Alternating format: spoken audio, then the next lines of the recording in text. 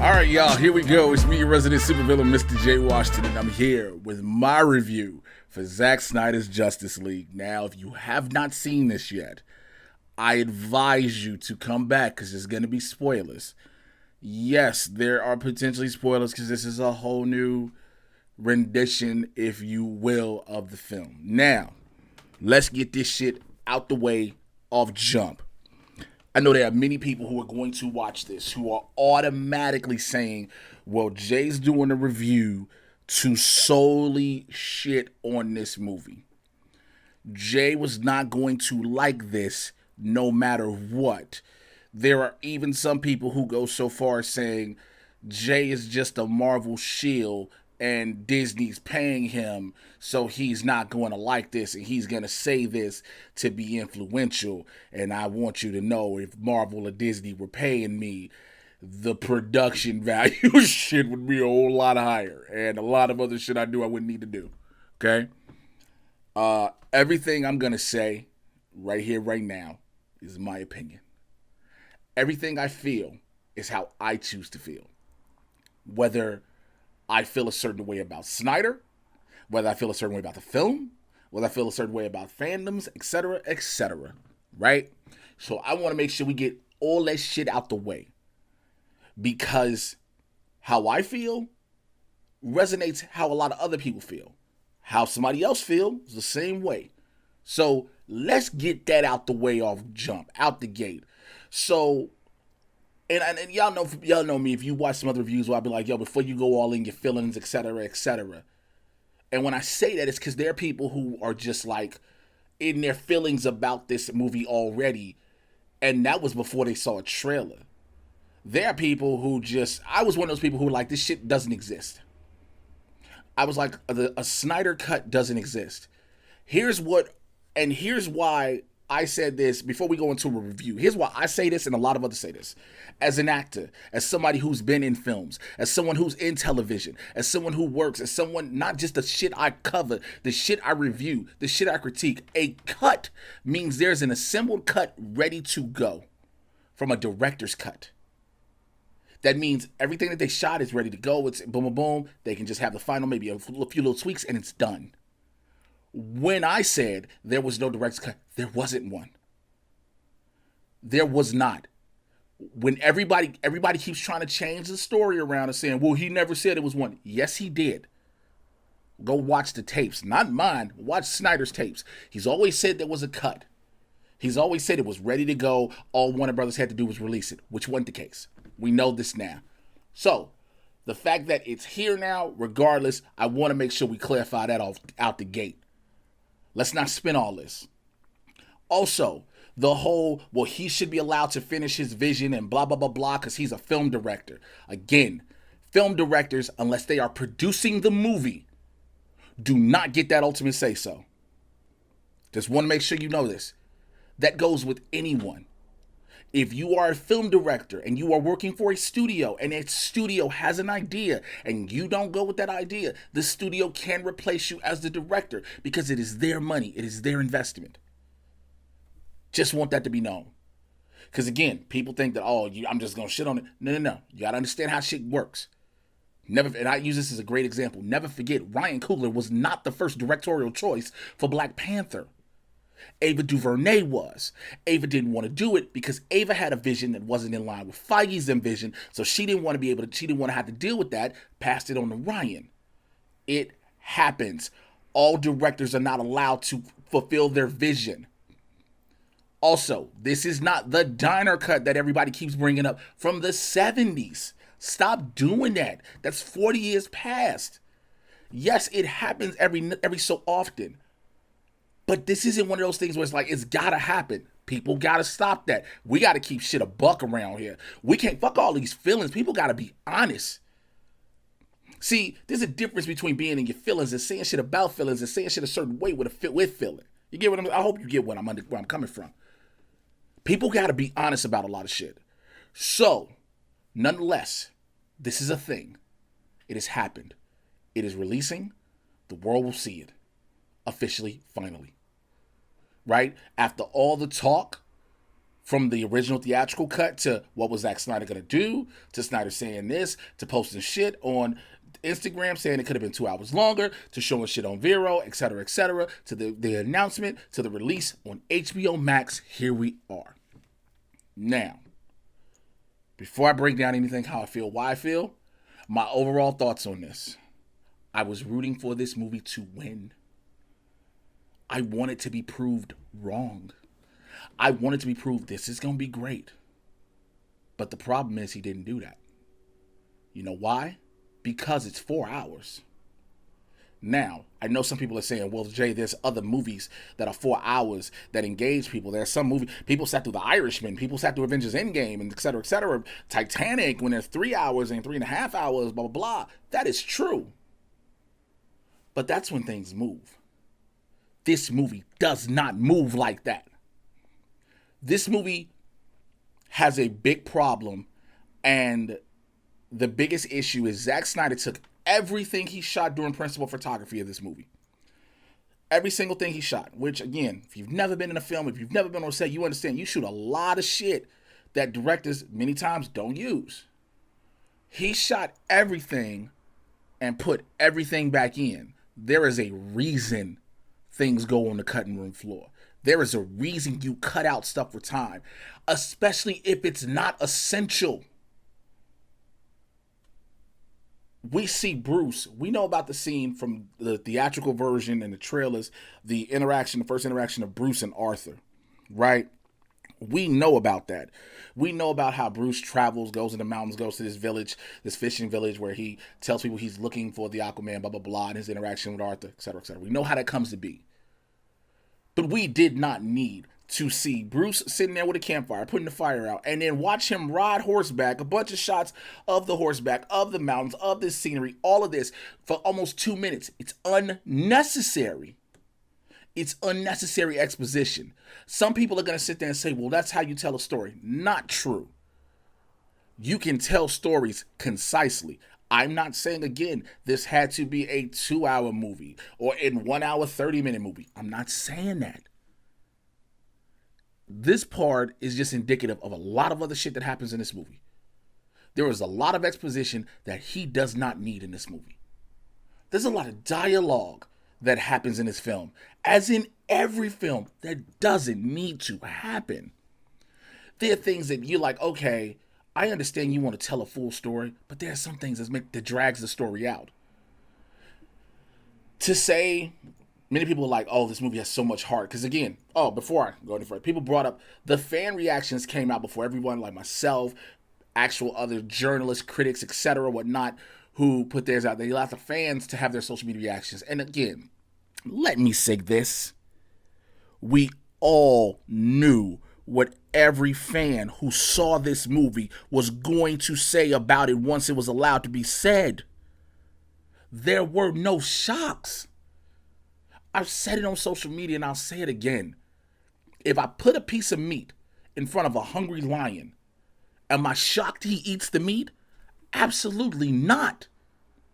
You got all these people on social media who have associate producer in their fucking Twitter bio or all this, or diehard Snyder fans, and they saw it and they're like, it's the greatest thing ever. No, that's not what this is. Let's not do that. Those are the people who were going to say that regardless. They knew no matter what happened, no matter what this movie was, whether it was great or bad or in between, they were going to say it's the greatest thing ever. It is not. It is unnecessarily long. He has a story part. He has stories that start moving and then he just drops it. And then moves it back up. And I know people are going to say, well, that's like a roller coaster. No. This movie gains momentum and it could keep going. I'll tell you this. There's no reason you should have to wait almost 2.5 hours before you finally see Superman in this movie. There is no reason, as far as seeing Superman like Henry Cavill here in the present. Because it opens up, excuse me, the film opens up with the death of Superman at the hands of Doomsday and Batman v Superman, and we see in new angles. Now, again, I don't know if these are the same angles you saw in the Batman v Superman Director's Edition, because why? I refuse to watch it. And people will be like, well, Jay, why do you refuse to watch it? Because it's not what was presented to me. You cannot keep telling people, I don't care in what movie it is, whether it's a regular drama, an action, a comedy, superhero, horror, etc. You cannot keep telling people that the theatrical version doesn't help. The movie that I probably already paid $20 to see doesn't tell the story. I gotta buy a DVD when it comes out for an extra $20 more to finally get the whole story. That's not how this works. That don't make sense. So I said it to say, if these extra shots that you see of how Bruce handles things, how Bruce looks at the death, and then how Diana looks at the death of Superman, if those are in the director's cut, I didn't see them. But Superman's death, his scream, it echoes through the world. And we know from the movie, from what we saw in the theatrical, that because of his death, it's part of the reason the mother box is awake. And it's part of the reason Steppenwolf knows now that the earth is ripe for the picking, if you will. But the box, this is the longest. No. We see it echo through Atlanta. That'd be fucking hysterical. Echo through Themyscira. Come on, fam. The scream, the no scream, it should just be an essence. There's certain things you do where you're trying to add more than you need to add. But I digress. This is going to be a long one. Certain things happen in this I don't get. We know the scene, like I brought up, Bruce going to see Arthur to recruit Arthur to his team. Bruce sees him. We know the scene, Arthur says basically, go kiss my ass, goes back in the ocean. After that happens, and the theatrical cut is done, right? In this version, all of a sudden, a group of Icelandic women start singing. Out of nowhere, right? Okay.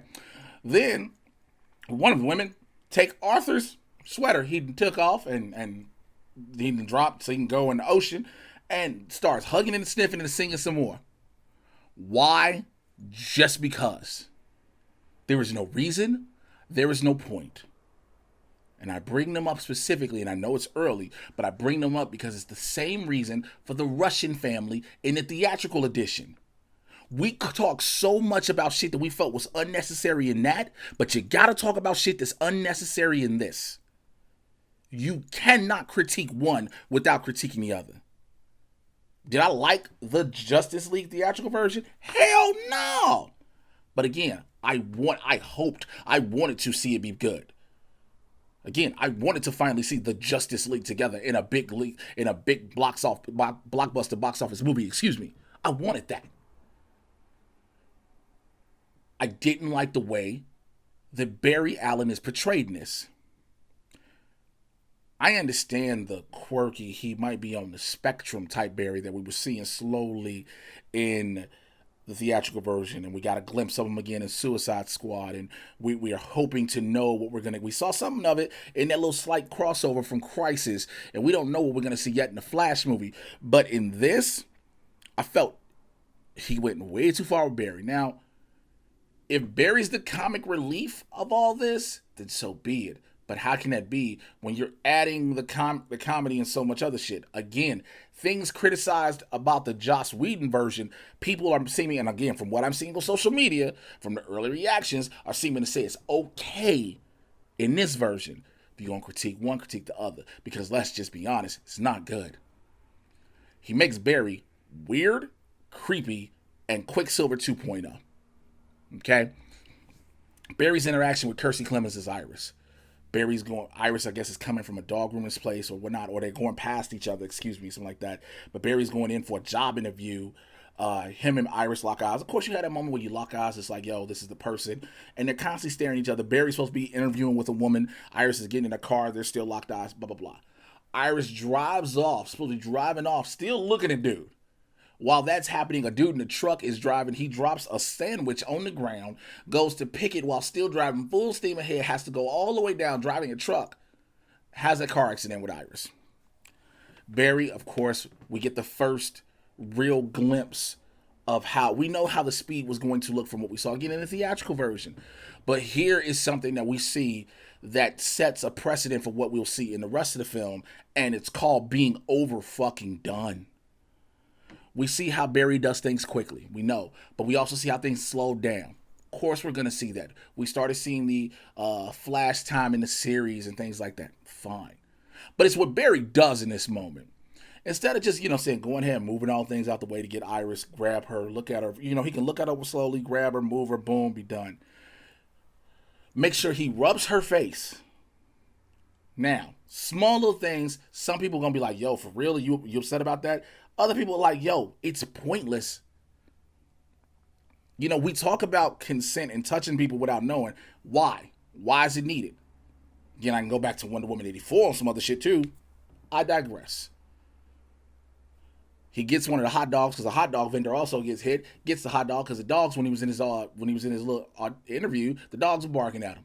So then when he comes back after saving Iris, putting her on the ground, putting her out of harm's way, staring at her again for a hot second while shit is seemingly back to normal before zipping off, goes, sits, he's in the thing with the dogs, they're loving him because he has the hot dog.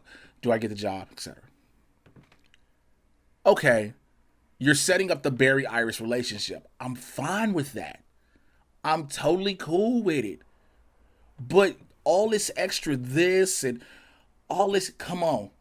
You're dragging it out for the sake of time. You don't need that. Because again, every single time we're watching Barry run pretty much in the movie, we're seeing the same thing. It's like Zack Snyder said, well, this worked for Evan Peters' Quicksilver in the Fox X-Men universe. People loved when they saw it. So we got to make sure we do it. Not just once, not just twice, like 2-3 times. It's overdone. This isn't the Flash movie. This isn't that movie in particular where we're going to focus on those things. I feel like there were certain things he was trying to do that just the biggest thing for me personally, as well as many, many other people, was Ray Fisher's expansion of Cyborg in this. Of course, we knew Cyborg had been cut out a lot in the theatrical version. We've heard all the whole accountability is greater than entertainment. We've heard the racism allegations, et cetera, from Ray Fisher. I myself been on blurs, been everywhere, had the man back because I'm like, yo, we do need to acknowledge when black people openly address claims of racism, et cetera, because sometimes they go overlooked. I was wanting this dude to win. We knew the Cyborg was sad. His life has changed. He's not human. He's a robot, but he's still not a full robot. You know what I'm saying? He has the emotions, but he's not. But also, we all know, we've all said this again in the theatrical version. We said it then, and we all talk about it. And from what we've seen in Teen Titans Go, Doom Patrol, Cyborg still loves life. He still has fun. That is not at all the case here. Ray Fisher plays Cyborg so brooding and boringly that at some point you're like, okay, I get the heart of it. Like, yeah, you lost your mom. Later on in the film, again, spoiler alert, your dad sacrifices himself. You're sad, your life is like that. But being around people is what makes him feel better. People who are extraordinary, people who are different, makes him feel a little bit better about himself. Being around the League makes him feel better because he's not alone in that regard. Granted, deep down, he still feels when he's by himself, he's like, well, I'm not human, all these things. But that's not the case. This dark, brooding, all of a sudden just nonstop sad, woe is me. Pick up the pace, bro. Make this character what people know. Again, if you're going to do this movie as a fan service per se, get a fan service. Give the character what the life people know it has. If you're going to tell this story, because we know we're not getting a Cyborg film. I mean, at the time, we thought the Cyborg was going to be a part of Flash. That's what we knew. Also, some of the shit you see in the trailers again, you don't even get in the movie. You don't even get. But yet, everybody's supposed to be behind this gung-ho, and that's not the case. It's just not. He does something. There's one point where he's in his apartment, and he's listening to a tape recording of his dad. I'm talking about Vic. And his dad is telling him what he is as far as being a machine, how complex he is, what he can do, and we see Vic, the the mental apparition of Vic is his full body in his Gotham City University Letterman jacket, which is sponsored by Under Armour that they made sure we knew. Product placement, but that's what a lot of these big movies now. But that's Vic. That's what we see, right? So everything. So he sees how he can deal with, he can see people's things and see people's financial records in life and whatnot. How he understands the stock market, complexities in computer systems, et cetera, et cetera. At one point, so we find out at one point in a flashback, if you will, of Vic Stone, that he hijacked his school system to give his friend, one of his friends, good grades, because she was, where was it? Because she was about to get kicked out. Yeah, because she was finna get kicked out of school, so he gave her good grades, and she was finna lose her house. Yeah, he fixed her grades because she's finna lose her house. What? I'm lost. Like, okay, whatever. He does good things. He's always been doing it. He's always had a knack for computer shit. Cool. Get to a point later. He's looking at some lady's things, right? Looking at one lady, Linda Reed, and he's looking at her stuff. And while he's looking, he gets a social security number, everything, and he gets a social security number, and he watches her life. Like, he is watching her at work. He is watching her do all the shit, and he's watching, and you're like, okay, is that his girlfriend or somebody? She got a life, she got a kid, he watching everything that go on with her. He sees she gets evicted, and then, like, this shit goes on for a while. She gets evicted, she ain't got no money. He look at her bank account, she got $11. He like, all right, I'm gonna hook her bank account up. He does this thing in his mind where he does like this, which is symbolic of him being the computer system, increasing her bank account.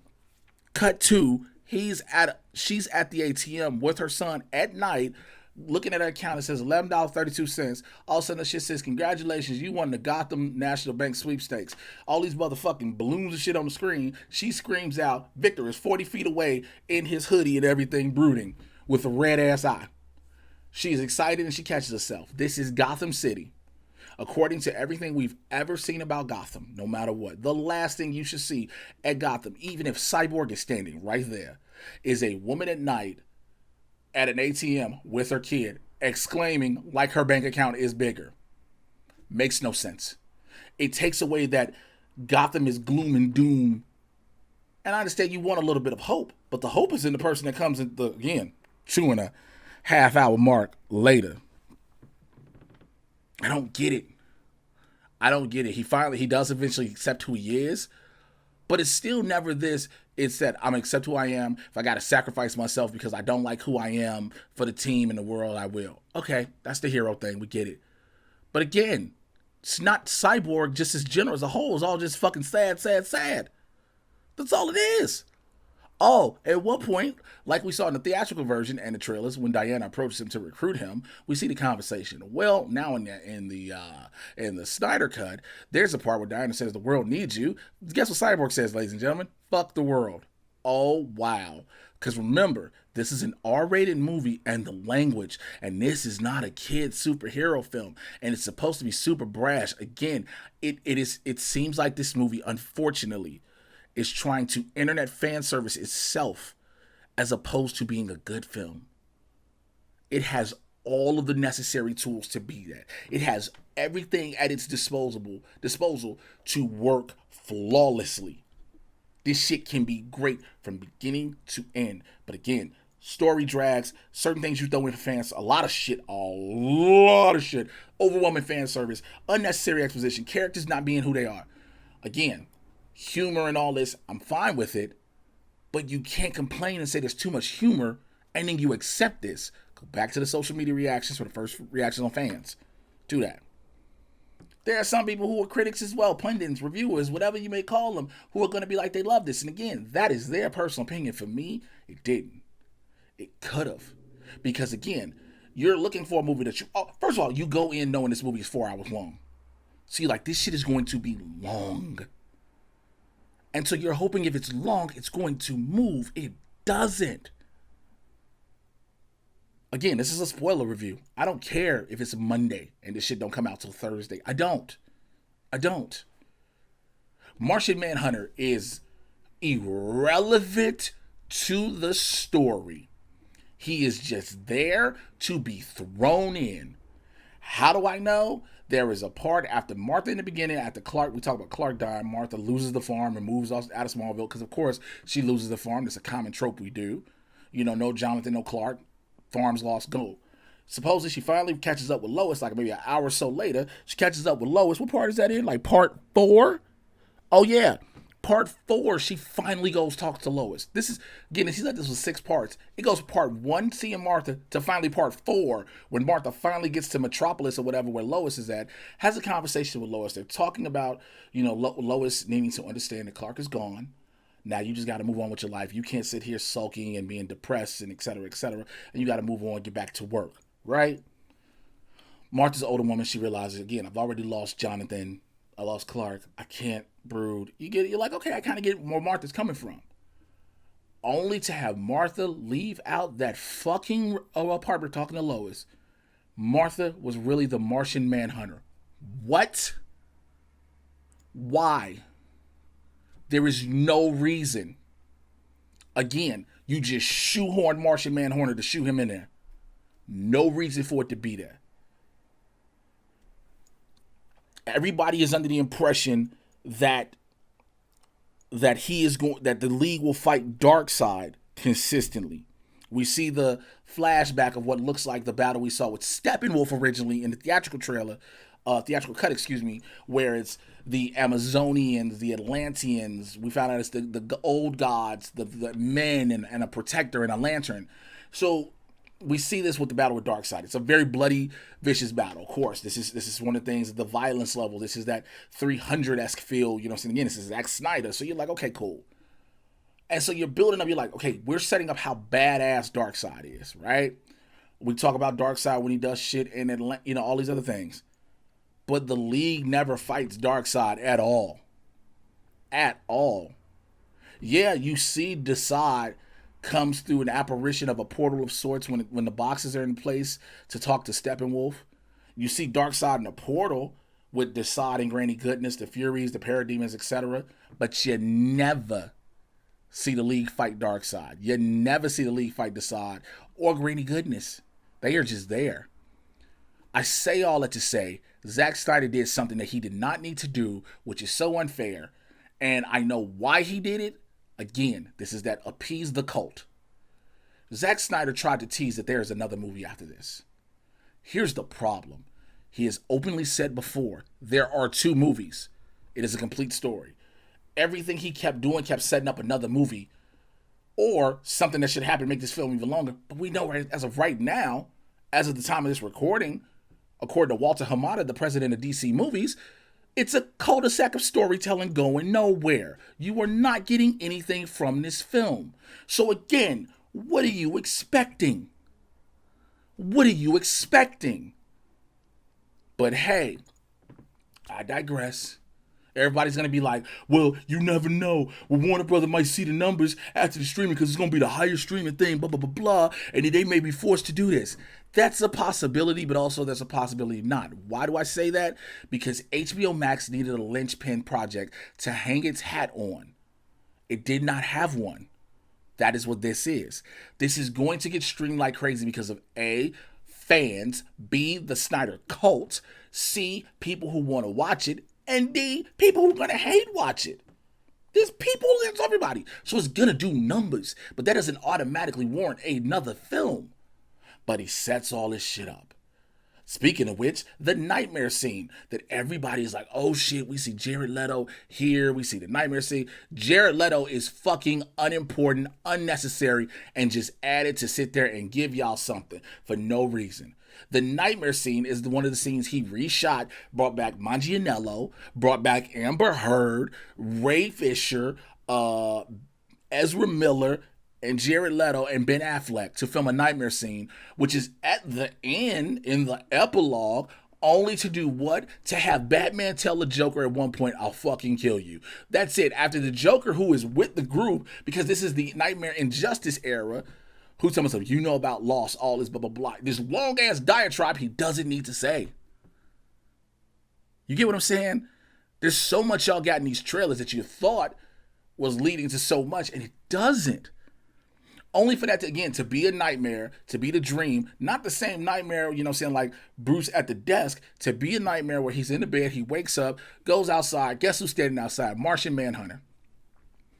To say, I'll be here if you need me, blah, blah, blah. What? Snyder did so much that he did not have to do. He could have had this win. The Atlantis thing with the air bubbles. Oh, we saw the one that everybody freaked out on. It was like, the fuck? Which made James Wan and Aquaman say, no, that's not what we're doing. But they just do it to do it every time. And it's overdone. There's the part where we see where Steppenwolf comes into Atlantis and he's fighting the Atlanteans to get the mother box. He has Mera posted up against a wall, which a lot of people gonna like off the stream because now they hate Amber Heard, whatever. But has it against the wall, underwater. Mera makes an air bubble just to do this thing where she blows his face or something like that to add water pressure. But it was like you allowed yourself to talk, both of y'all to talk, to do something, to make dialogue that didn't need it. If you were gonna do this, just do it. There are things he does that are unnecessary. You're not moving the story forward as much as you think you are, more so stalling it out. Again, I wanted this to go. When Superman is finally resurrected, so we kind of saw this in the theatrical cut, and I still say the same thing here.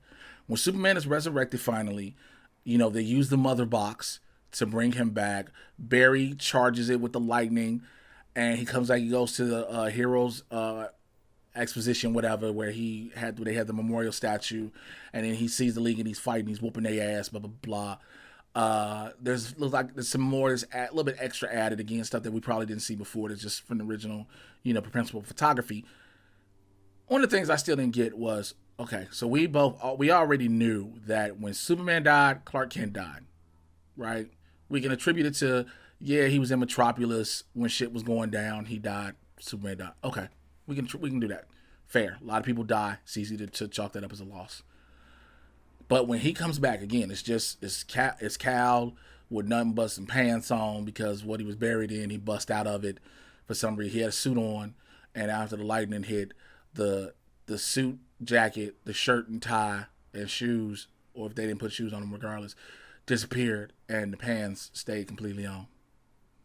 There was a reason to just show Henry Cavill with the shirt off. Man works out, great ass physique, I get it, whatever. But the problem is, he's running up on Batman, about to whoop Batman's ass. The Metropolis police and the military are there. Batman, Clark. In comes Lois Lane, Clark. So y'all just gonna call this man Clark in front of everybody? Dude who floating? I don't get what the choices were. I don't. We talk again, the final hour is pretty much the best hour. That's when shit just rolls. But the problem becomes what people criticize, Snyder did again. People criticize a lot about Whedon shit, right? Remember, a lot of people did not like Age of Ultron, and myself included initially, until, of course, with WandaVision, in hindsight, you rewatched it, and you're like, it ain't bad. But I bring that up because of one thing, because there's a Whedon shot, and it's in the very beginning of Avengers Age of Ultron. It's when they're storming the base in Hydra, and you see them all doing all this shit, and then they come together, and then whoop, and he goes in slow motion and does it. He does that exact fucking shot in this movie. He does so many Whedon tropes to not like what Whedon did. I'm not understanding this. I wanted this movie to win. I wanted it to be good. So, yes, did I watch it with a fine-tooth comb? Yes. Do I watch any other movie with a fine-tooth comb? I absolutely do. Whether you believe it or not. But when you draw out exposition, when you draw out these characters, when you just do so much, you draw out a story that doesn't need to be drawn out. You kill the momentum of a story the way it moves. You had dialogue added that can be cut out, that was cut out for a reason. Whether it's you or another director, there's reasons dialogue is chopped. Dialogue always does not make it to the final cut in a lot of scenes. That when you film initially, you're like, yo, this is important and pertinent. And then when you're doing the editing, you're like, I can leave this out. The stuff that it probably was on the cutting room floor was on it for a reason. I didn't care for it. I didn't. And here's the beautiful thing too. I sat down and watched it in one sitting. I said at first, I'm not gonna do this in 4 hours in one sitting, or one laying or whatever. But I said, fuck it, I'm gonna do it. And I did it. For me, it's not it. But again, it isn't because I don't like Snyder. It isn't because I don't like what he does as a whole. I don't like his fans. That didn't influence my opinion on the movie. That's why I was anti the movie a lot of times. His cult. But it is what it is. And they're going to probably, most of them will be in the comments, whatever. The dislikes will come, whatever. And here's the thing. If you comment or dislike, thank you for your engagement regardless. Because remember, YouTube engagements go likes, dislikes, comments, whatever. Regardless. At the end of the day, I didn't like it. Will I revisit it if I have to have a watch along with a bunch of fucking people and we can sit together like 18 people? Probably. Willingly? Probably won't. Did it now? It's my job. Did it begrudgingly? Somewhat, yeah. But at the same time, wanted it to win. And it could have. And it could have. But it didn't. So now this is what we have. This is what we have. But I want to know your thoughts, comments, expectations, etc., down below, all right? Like, subscribe, click on the notification bell. Let me know how you feel, all right? Let's just do it. Let's just do it. Let's just do it. This ain't comparing, at the end of the day, this is not comparing DC to Marvel. This is not. This is about the movie that's in front of it in comparison to the theatrical version that was released. That's what you compare this to. Do not bring up any other, don't bring up a Wonder Woman, don't bring up a Aquaman, don't bring up a Black Panther, an Avengers Endgame. If you bring up anything, bring Josh Whedon's Justice League into this. That's what you bring into this, all right? Twitter, Instagram at Mr. J Washington, MRJAY. You should know how to spell Washington. Check out Blurs in the Hood, Tuesday, Thursday, 2 p.m. Pacific, 5 p.m. on the East Coast. Myself, Winston A. Marshall, talking about the world of pop culture, entertainment, politics, sports, and a whole lot more from a Blurs perspective when we are unapologetically black, all right? I will holler at y'all later. Thank you for rocking with me for almost this half an hour, if not more. I'm out. Take care. Bye.